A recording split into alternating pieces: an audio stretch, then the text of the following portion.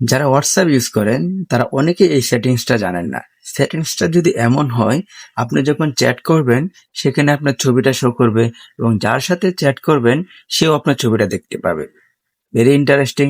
তো সেই সেটিংসটাই আপনার ফোনে আপনি কিভাবে করবেন সেটাই আজকে আমি এই ভিডিওতে আপনাদেরকে দেখাবো। তো চলুন শুরু করা যাক। Let's go.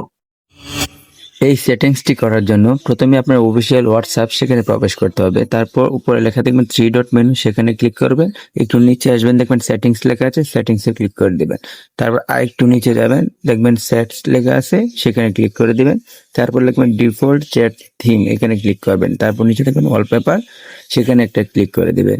ক্লিক করার পর লেখা দেখবেন উপরে চয়েস ফ্রম গ্যালারি, সেখানে ক্লিক করবেন। সেখানে ক্লিক করার পর আপনার যে গ্যালারিটা আছে সেটা শো করবে। তো আপনি গ্যালারি থেকে একটা আপনার পছন্দ মতো একটা পিকচার দিয়ে তারপর ওকে করে দিবেন। ওকে করার পর দেখতে পাবেন যে আপনার ছবিটা সেখানে